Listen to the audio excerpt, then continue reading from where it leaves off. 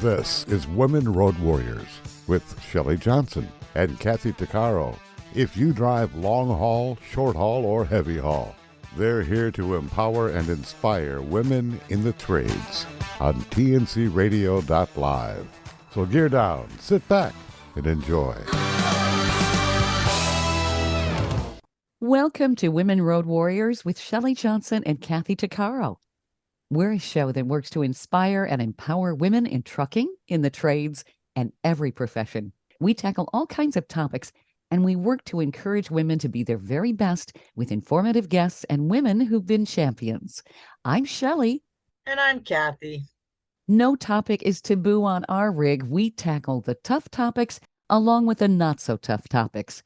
And we like to feature experts, champions, and celebrities who can assist women in being the very best they can be. Being in a relationship can be difficult. Over time, couples can become distant and disconnected. All humans have to feel connected or their relationships will fall apart. There are ways to cultivate a long-term relationship so that it can thrive. Dr. Catherine Ford is a psychiatrist who helps couples stay open to each other by cultivating present moment awareness. Dr. Ford works with companies and organizations as a consultant with Upstart Logic. She's taught in a variety of settings, including the Stanford Continuing Studies Program, Stanford School of Medicine, Santa Clara University, and SOPHIA, formerly the Institute for Transpersonal Psychology. She helps couples shift their dynamics and turn their difficulties into stronger, lasting connections. Her practice integrates neuropsychology, mindfulness, and multiple therapy models that include being attuned, having hard conversations, mood management, self-compassion, and aperture awareness, which is the felt sensation of availability for connection. Dr. Ford is with us today to talk about what she does to help couples and explain all of this. Welcome, Dr. Ford. Thank you for being with us today. Thank you. Hi. It's exciting to be talking to you. Well, thank you for joining us. My God, it took us a bit, but we're here. Yay! Yes, Yes, we did absolutely. So, Dr. Ford, I thought we could begin with you telling us a little bit about yourself. Sure. But there are probably a couple things that are important that kind of led to my work and my preoccupation with relationships and making them better. I've noticed that a lot of people come out of childhood or during their childhood, there's a particular thing that kind of catches their attention, and it could be anything from visual stuff to wanting to be on the track team, whatever. For me, I think the thing that kind of captured my attention was watching my parents interact, other couples interact.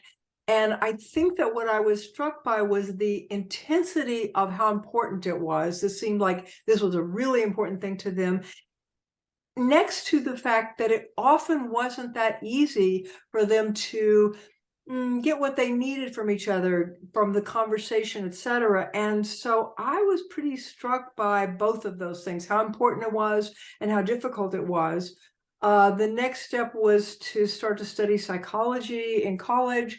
And then as I wound up in California for my psychiatry residency, because it was in California, I was both studying my usual psychiatry curriculum, which includes a lot of Western psychological approaches to things, but also I was quickly exposed to things like yoga and meditation and things that had to do with training one's attention into the present. And when I started working, those two things started to weave themselves together. And then about 20 or more years ago, I decided that going back to my early fascination with couples, I really wanted to only work with couples.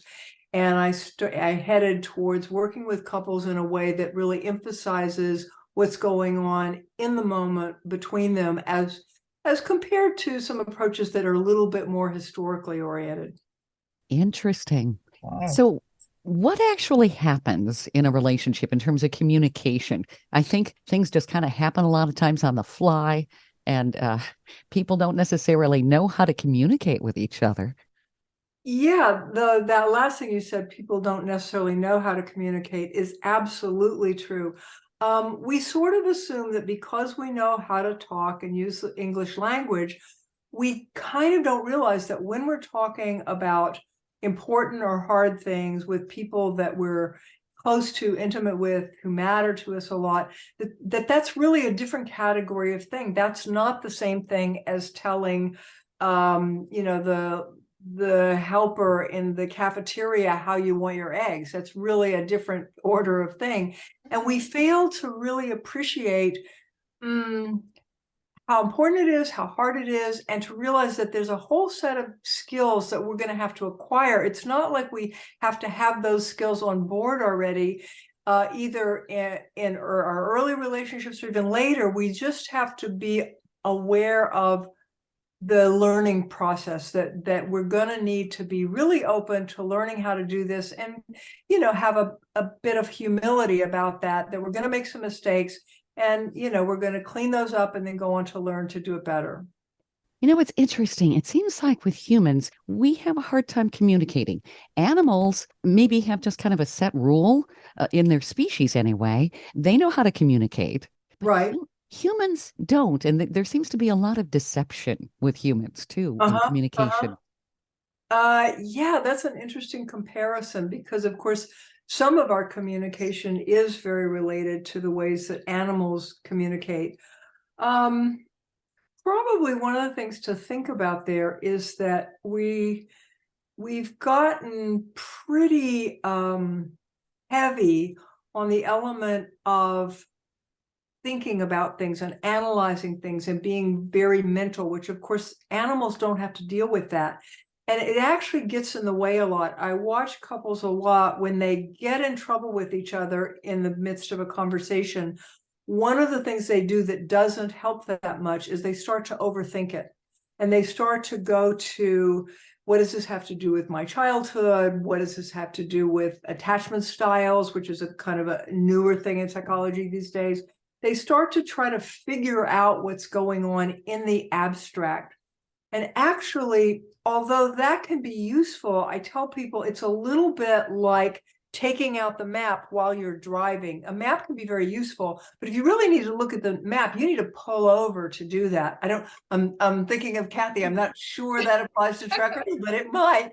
But at any rate, I often think in terms of driving analogies. And what I tell people is, when you're having an important conversation, you need to keep your eyes on the road. That's the way you're going to do your driving well and do it safely. And if you need to check about navigation, you need to pull over and look at that, which is analogous to applying a model, like I'm this way because my mother was this way, whatever. Those thoughts can be useful. But when you're in the conversation, the most important thing is to know what's going on right now inside of me and inside of you. And the good news is our brains are actually very well wired to sense that immediately. And that's an aspect of us that actually is a little bit more like animals, in that if we know how to be sensitive to it, there's a sensitivity there that's actually quite amazing and powerful, which is that we do know how to tune in very directly to our own openness and the openness of the other person. And the importance of that actually is the most important thing to be tuned into when you're talking to somebody. Is that where, for instance, when you know somebody really well, when you're in a very intimate relationship, you can finish their sentences? Is that the same kind of technique?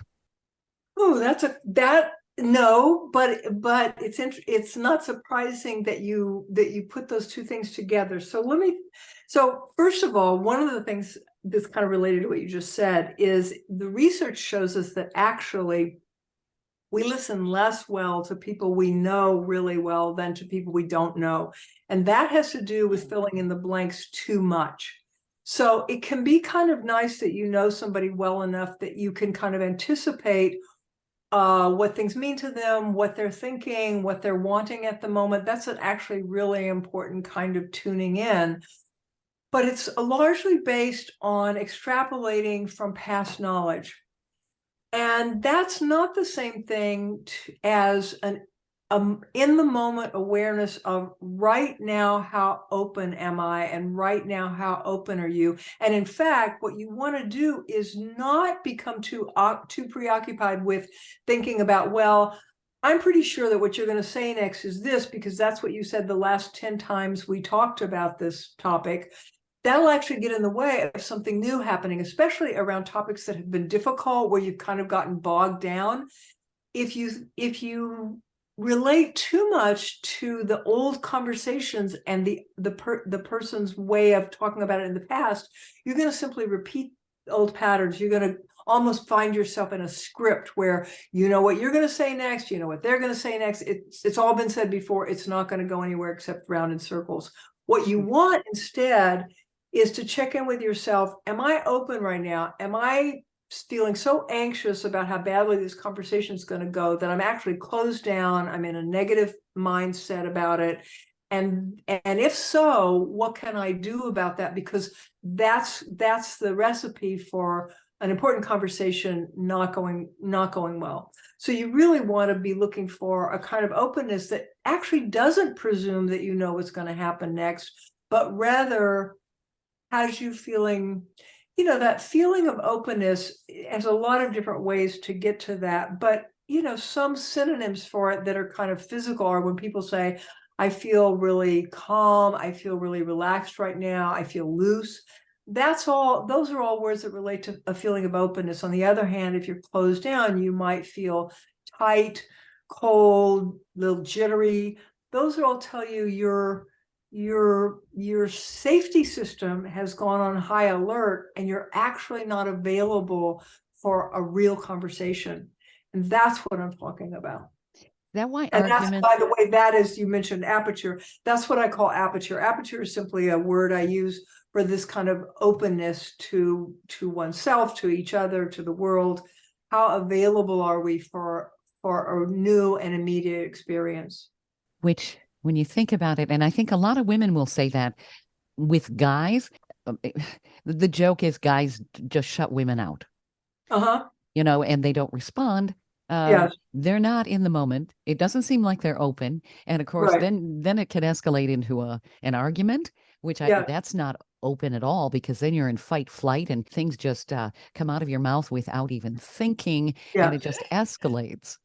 Exactly. I think that all of us can close down to anybody. And yes, I think guys can be particularly intimidated by the women that they care about. They're intimidated by how important that other person is to them. They're intimidated just by the sheer fact of, the kinds of knowledge and power that women tend to be a little more tuned into than guys. And so I think guys can often feel at a bit of a disadvantage, especially in a conversation. For all that we've discovered that women can do a lot of things that men do and do them similarly or better, and vice versa. So we've kind of finally softened our rigidity around what gender means. But it is true that typically women know their way around emotional territory and linguistic territory, maybe a little bit with more ease than guys, and that can be, fear-producing when you're with somebody that matters to you. Interesting observation. I want to delve more into that in our next segment. Stay tuned for more of Women Road Warriors coming up. Industry movement Trucking Moves America Forward is telling the story of the industry. Our safety champions, the women of trucking, independent contractors, the next generation of truckers, and more. Help us promote the best of our industry. Share your story and what you love about trucking. Share images of a moment you're proud of. And join us on social media. Learn more at truckingmovesamerica.com. Welcome back to Women Road Warriors with Shelley Johnson and Kathy Tuccaro. We've been talking with Dr. Catherine Ford on Women Road Warriors. She teaches couples how to stay connected and communicate. She's had some very interesting insights that we've been discussing. Dr. Ford, would you say women are just better at conversation than men? in many cases, or at least being good and active listeners? Yes, I think so. Ages ago, when I was in a training group with a therapist, and there was a guy therapist in that group, and he was talking about his current relationships and said to the leader, says, "I just don't know how I'm going to learn this stuff about relationship." And the male teacher said, "Well, you should probably do what I did, find a really good woman and learn from her." And, that needs to be taken with a grain of salt. It doesn't mean there are no men that are really good at this.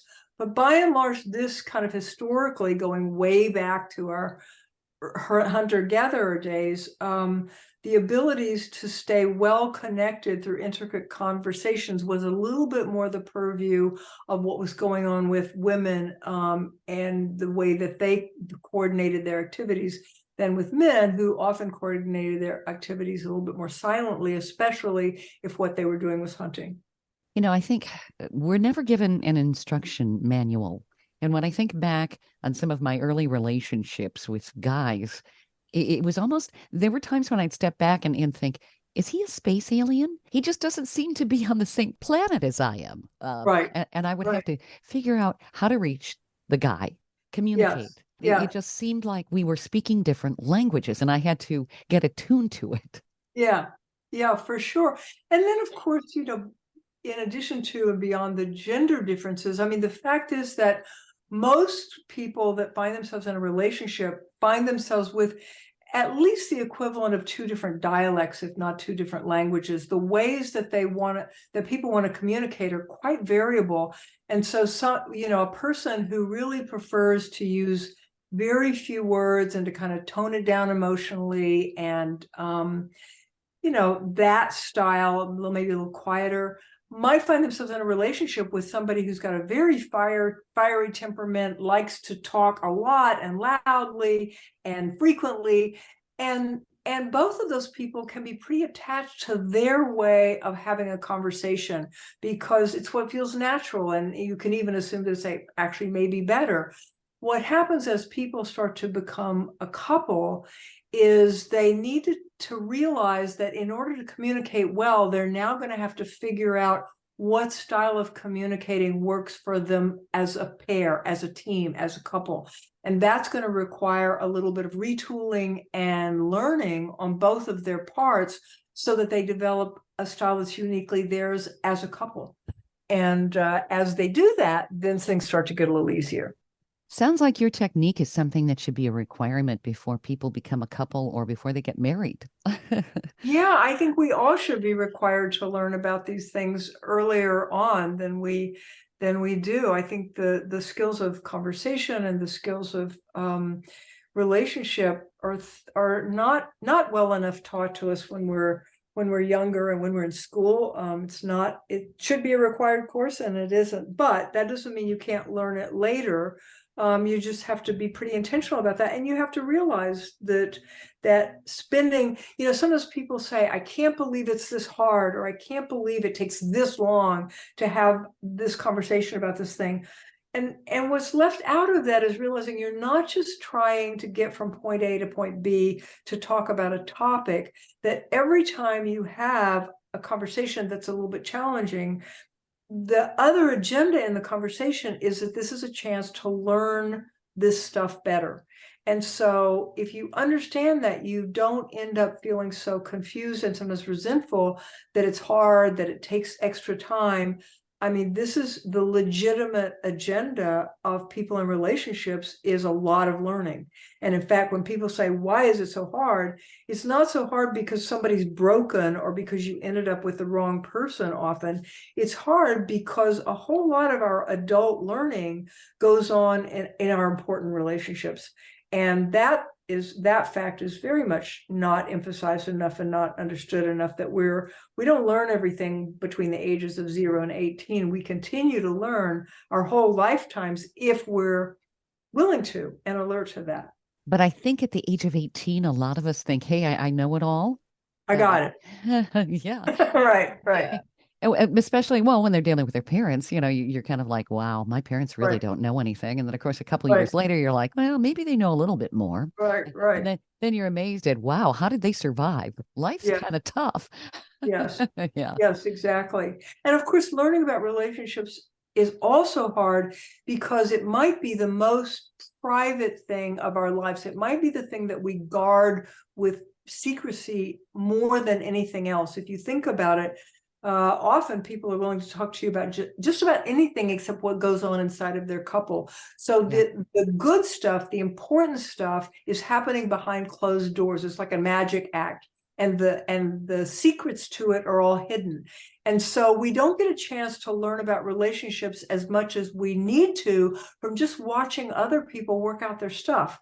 Most people don't do that very publicly. And I think that there's an element with some people too. Intimate relationships, there's a lot of risk there. You're really bearing your soul to people, to the other Yes. person. You're very vulnerable, obviously with sexual intimacy as well as communication. And sexual intimacy is also communication, but Yes.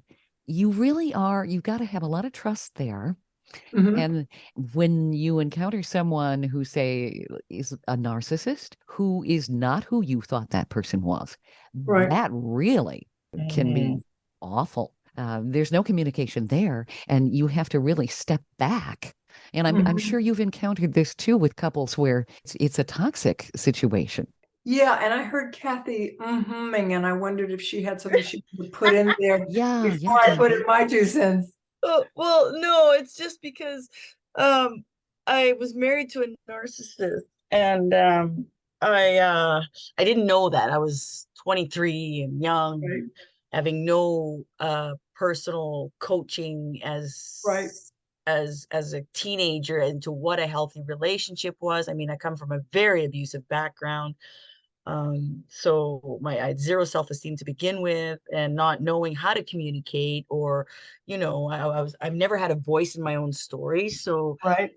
trying to do the right thing in my first marriage, I was pregnant, young, all Right. this stuff, and trying to communicate, not knowing I was with a narcissist. I didn't even know what that word meant. Of course. And recognizing that it didn't matter what I just stopped trying to communicate at the end, like, Mhm. because Mhm. everything I would try to say would get flipped around and turned around. And I'm Right. thinking, well, I didn't say that. And so I just, it, all that did was, after that marriage was over, and I was smart enough to get out after 4 years. Mhm. It still didn't, all it did was teach me to not say anything, right? Because Mhm. I Mhm. already had low self-esteem. I already Yes. had Yes. all these internal conflicts that Right. I didn't know how to communicate. Right. And this is going to sound awful, but in the coming relationships, which I had after that one, which weren't very many, but I used alcohol Right. as liquid courage. Yes. Yeah, Well, yeah. that's that's Because I not an was atypical pattern, and what you're describing, I'm sure a lot of people can right. relate to. And Um, yeah, there have been things written, and I think increasingly lately people are very interested in the kind of relationship you're describing, and relationships that fit with the pattern of what we call narcissism.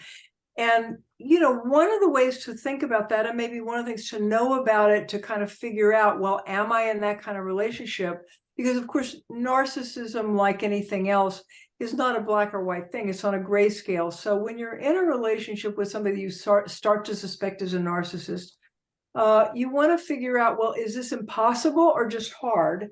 And one of the things that to look for is, I often tell, when people ask me, well, are we well matched? What do you need to be well matched about to be a good couple? You can be different about a whole lot of things. The thing that you need to be similar about, and this is true of relationships that include a lot of narcissism as well as others, you need to look for somebody who's similar to you about their ability to learn and their willingness to learn.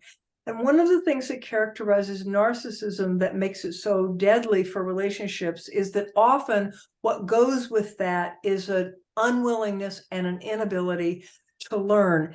And when you're in a relationship with anybody, whether you think of them as a narcissist or some other set of problems, with somebody who's not that interested in learning, it's pretty hard to go anywhere from there. Even if the relationship starts out pretty good, a relationship that starts out pretty good needs to then proceed to start to be a relationship where two people are learning together. And if one of you is really open to learning and interested and the other one isn't, that's not going to work out well. And so that's one of the things that people who are concerned they're in that kind of relationship might look at is, in addition to the various things you notice about this person that are difficult, do they seem to be opening up to learning about themselves and what goes on with the two of you? Or is that a closed door? And if it's a closed door, there's not much you can do except figure out how to take care of yourself. Stay tuned for more of Women Road Warriors coming up.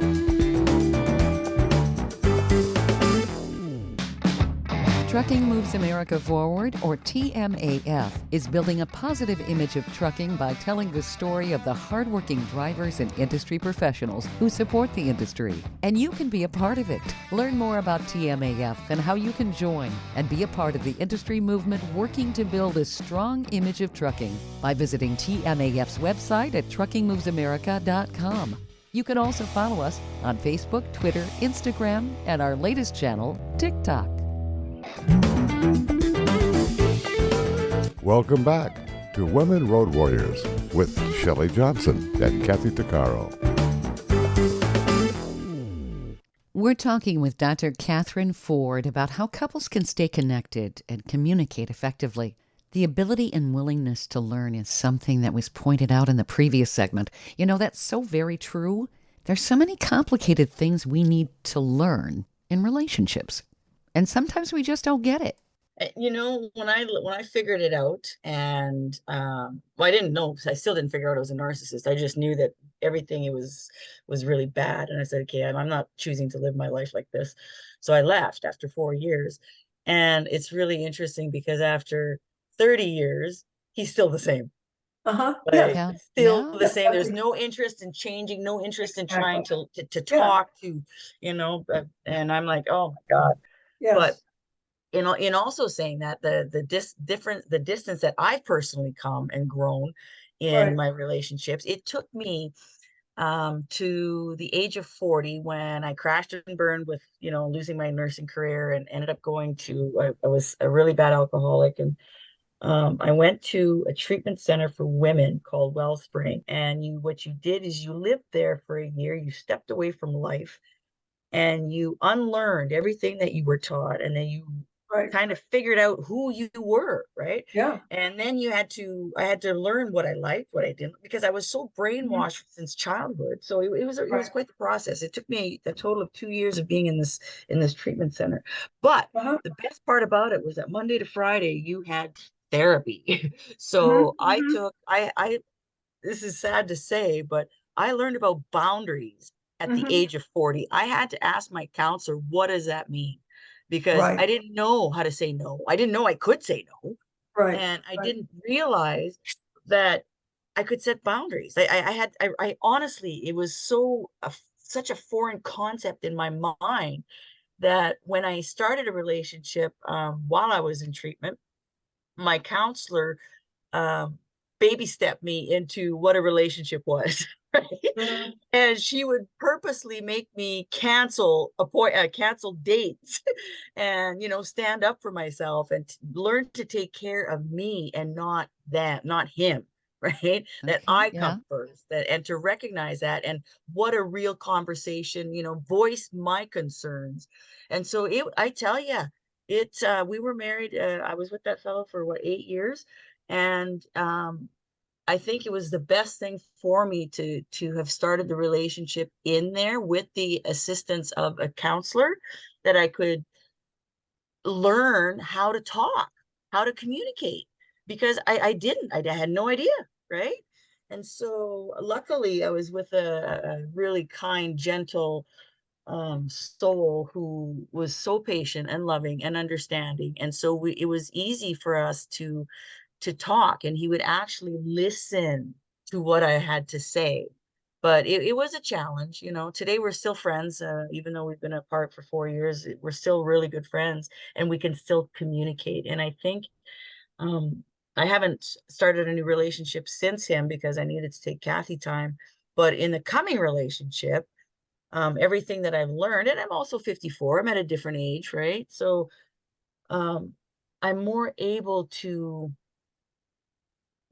take care of my needs, right? And recognize that. But a lot of women don't. They don't. They're so focused on being such a caregiver that they Yeah, forget. sure. Would you say that that's part of the problem in terms of communication and relationships? There's so much caregiving going on, and maybe the woman is taking the role of a mother, and and Yeah. and just kind Yeah, of that assuming that that for yeah, I think that's still a pretty common pattern. For all relationships will feel a pull in that direction because we have so much history of women doing that. And I often tell people being unselfish in a relationship is not the same thing as taking care of the relationship at all. There are times that you need to be unselfish and generous, and there are other times that you need to, as Kathy said, stand up for yourself and make sure that your needs are attended to and met. And in a good relationship, there's a back and forth of that. And the two people, what they learn to do is especially at all those moments where one wants one thing and one wants the other, they learn to figure out what they as a couple need to feature in that decision.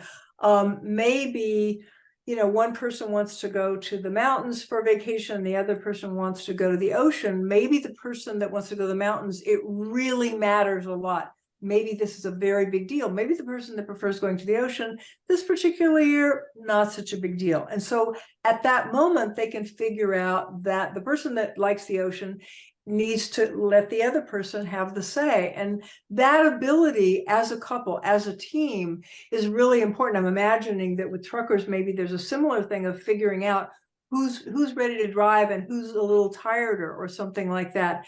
And by doing that kind of teamwork, you get to better solutions. You don't want any one person to end up overstretched in a direction of being generous, being the caretaker. And yes, often the woman is pulled in that direction, and couples have to learn about that. Sure. And you talk about cultivating present moment awareness as part of this communication. I don't see a lot of people living in the present moment today. I mean, they're all stuck on their phones, and Yes. you know, Yes. I've seen them walking Exactly. around, in major urban areas, and they almost run into each other. And it's Yeah. amazing they can cross a street without getting hit by a car. Um, Yeah. it's not a skill that seems to be getting better with human beings here. No, not particularly. I think we're getting worse at it. And, we have the skill of being in the present moment is something you do have to cultivate and value to cultivate. Long time ago, as a species, we figured out that the ability to be in the there and then, meaning to imagine things that weren't actually in the present moment and in the current situation, was very valuable to us in terms of planning and other survival skills. And we got too good at it, and we lost, therefore, the ability to just pay attention to what's happening right now. Then you go to relationships, and actually it turns out the ability to pay attention to what's happening right now is, I would argue, the most important ability. And to do that, it is possible to retrain yourself to kind of turn that on when you need to, because we don't need it at all times. Sometimes for certain aspects of our work, we are working with our mental functions and with planning functions, etc. But there are other times where we need to quieten that down, and instead be just very aware of what's happening right now. And you can learn that. And there's lots of courses now that teach mindfulness. Lots of schools teach mindfulness to the children. Lots of educational centers and lots of healthcare systems now offer short courses in mindfulness, which means helping you to train your attention to be fully present right now. And of course, it's a skill that's very related to being in touch with yourself, which of course is the starting place for for everything that goes on in relationships. What are the skills that couples really need to communicate well? You talk about aperture awareness. I'm not exactly sure what that is. I was but- going to ask that same thing. Yeah. What is that? Mhm. Yeah, so aperture awareness, as I said, aperture is simply a word I use for opening. Aperture awareness means your awareness of how open you are to contact. And as I said, that awareness is a direct felt sensation. Think of it this way. If I look up now at the window and I see the tree, I don't see the tree by stopping to analyze, well, let's see, branches, green leaves blowing around. Oh, that must be a tree. That takes far too long. I look up, I see it immediately, I know it's a tree. Our ability to sense openness in ourself and another person is like that. We don't know it by figuring it out. In fact, if we try to figure it out, it will get in the way. We know it by starting to just pay attention to what's there. Most people, if I'm in a conversation with them and I say, how open are you right now? Usually pretty instantly, an impression of that comes to mind of like, yeah, I'm pretty open right now. I'm enjoying this conversation with you, etc. Or what might come up is, I'm not open at all. I really don't like what you just said. It hurt my feelings. I'm closing down. So it's that kind of thing. It's actually pretty simple and something that's already kind of in us. We often don't know it's there because we have failed to pay attention to it because we don't know what to do with it. And that comes down to this thing of our mind is busy elsewhere rather than noticing right now I'm closed or I'm open. So that's what aperture awareness means, is I'm aware of whether or not I'm open and whether or not you're open. It's related to another term that we use a lot when we say, I feel defensive. I feel defensive is another way to say I'm closed to you right now. Okay. I prefer to talk about openness and closedness and aperture than to talk about defensiveness, because when I hear the word defensiveness, what comes up for me is something that's kind of like a wall. It's kind of solid. It's not moving. I'm either going to have to go away from it or punch through it. Whereas aperture evokes something that's more fluid and dynamic, which is more what's going on. We can be very defensive one moment, and the next minute, if the person that across from us smiles at us or says, oh, gee, I'm sorry, it looks like that hurt your feeling, we might be wide open 2 seconds later. And so our aperture, our openness is like that. It's constantly changing. And therefore, I think we need to use language that reminds us this is something that's in flux.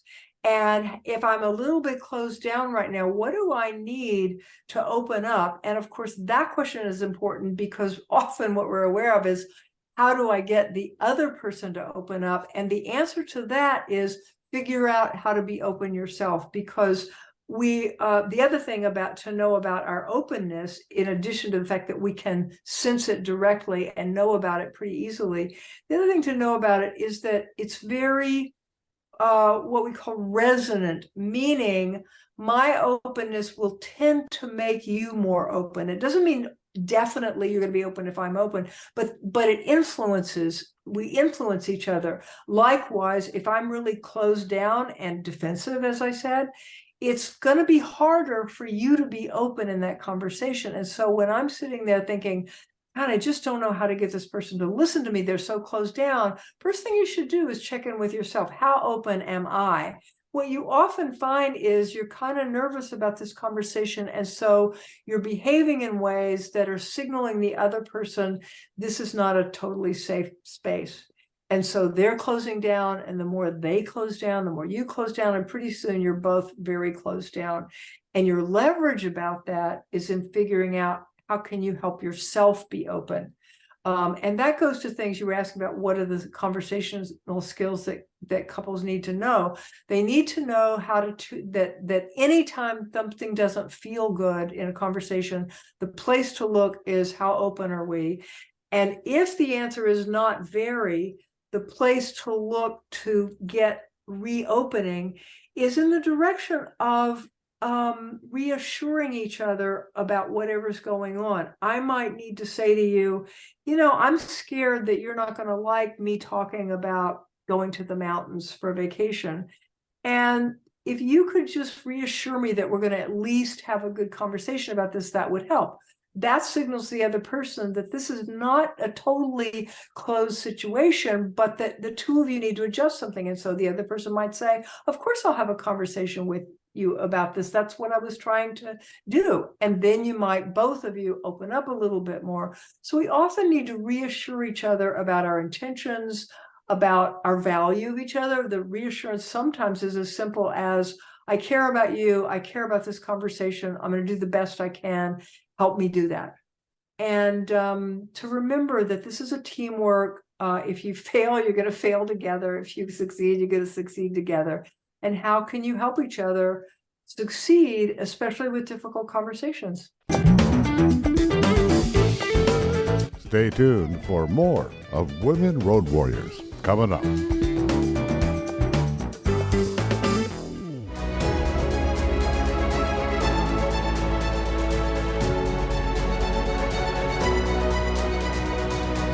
Kathy Tuccaro is nothing short of amazing.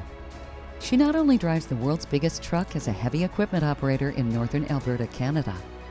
She's an international motivational speaker and the author of Dream Big, an autobiography about overcoming a lifetime of trauma and abuse that led to dreams of success. Kathy inspires people the world over to change their lives and improve their self-worth. Her book will change your life. She's passionate about personal growth and believes anyone can change their circumstances and overcome their obstacles if they believe in themselves. Her life will amaze you and seriously inspire you. Be sure to order a copy of her book, Dream Big, on Amazon.com.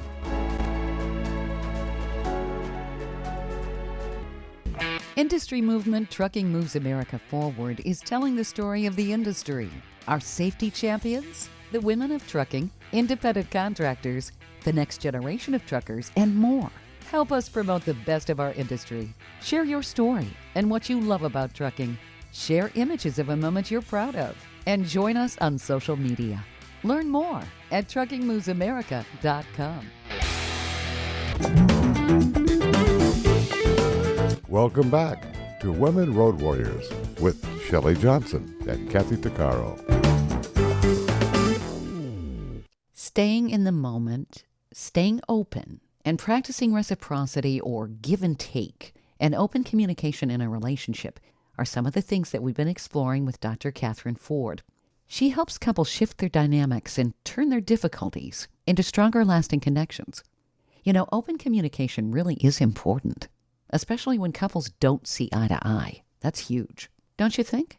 One thing that I've found with difficult conversations, especially coming from such an abusive background and, struggling with my own internal processes, when I knew I would have a difficult conversation, I would write it out first. Yeah. And what a great tool that was. Honestly, it just, because I would get it out, I knew what I wanted to say, and when the time for the conversation would come, often I would shut down. I would get so intimidated, right, out of fear of being, yelled at or whatever, that my brain would shut off.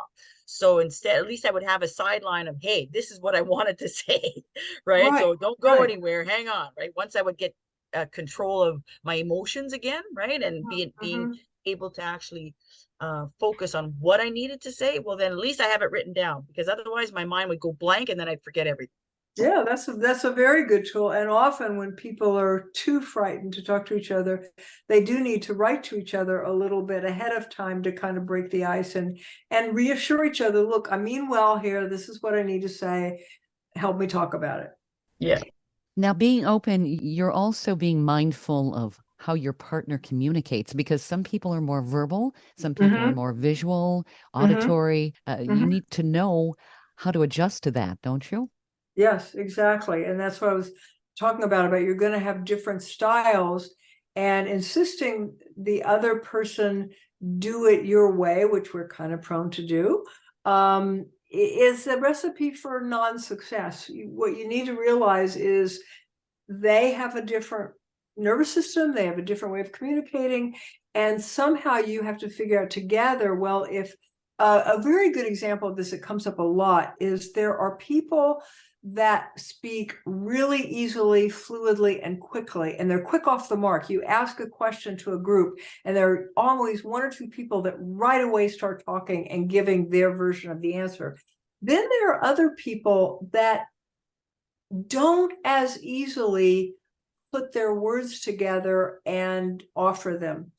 And so very often in a couple, you'll have a talker and a not talker. And if you don't address that, what you end up with is an exaggeration of that. Over time, that becomes a relationship where one person does all the talking and one person does all the listening. And the talker ends up, articulating everything. And that's not really good because, when we say two heads are better than one, that there's a lot of truth in that. And in a relationship, you want to be benefiting by the input of both people. Yeah. If you have a talker and a non-talker, the only way that's going to happen is if the talker learns to speak in short sound bites and then sit back and wait. And often talkers don't realize that they stop talking and the other person does not start talking, and they think that means they're supposed to resume talking. They just automatically go there. Oh, there's a blank here, let me fill it. Whereas what they need to learn is my partner needs a few minutes to process what's going on, to collect themselves, and to figure out what they want to say. Let me just sit back and wait. And the waiting will feel a little strange to this automatic talker. But in the end, again, it's a habit that you can change, a habit that you can learn to do differently. And if you can learn to just bide your time and wait, often what you'll find out is that this non-talkative partner of yours actually has quite a few interesting things to say that they need to say, that you need to hear, that will benefit the conversation. And so you need to slow the pace down and allow for silences, which allow this other person to participate in a very different way.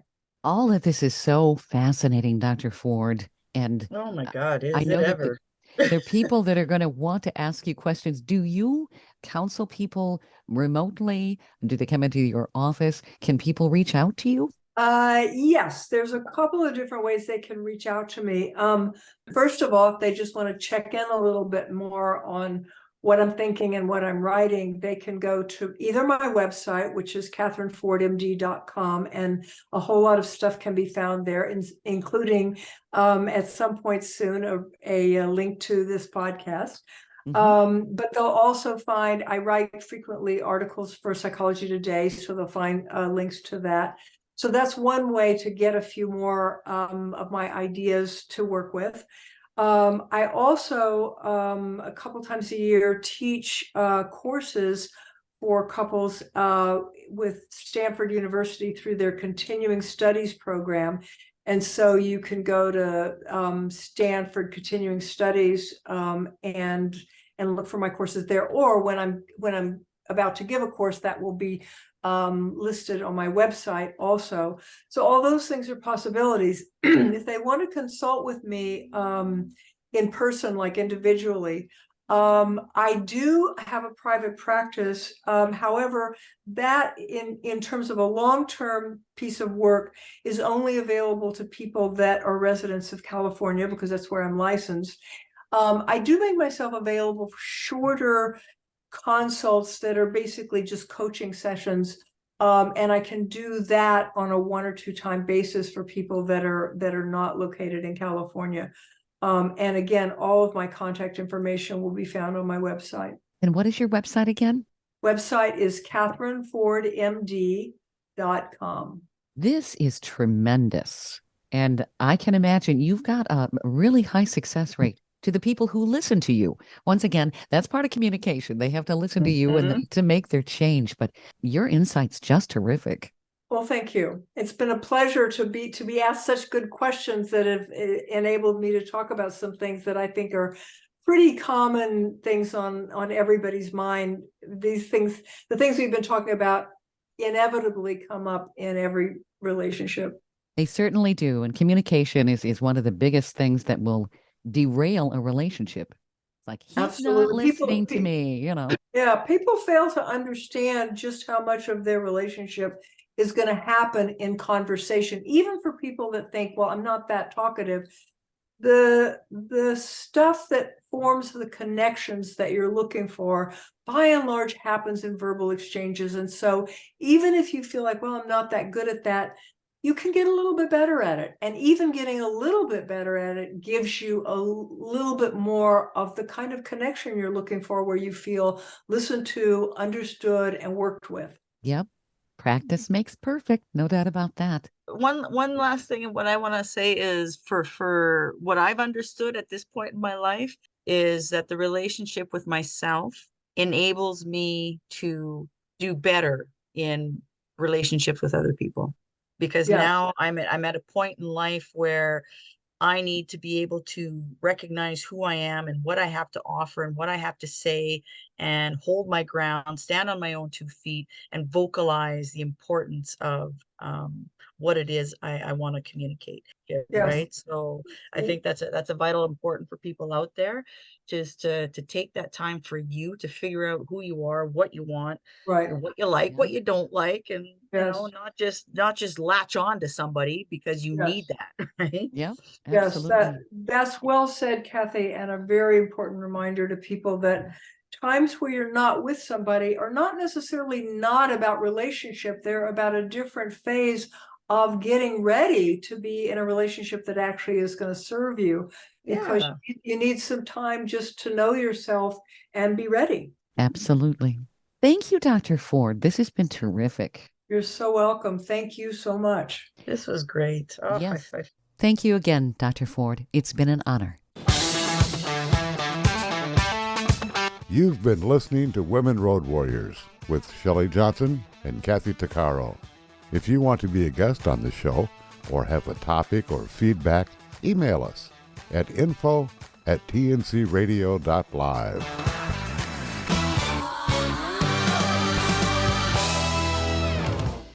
Thank you for listening to another great interview on tncradio.live. And don't forget, be sure to subscribe to our podcast of Women Road Warriors. It's free.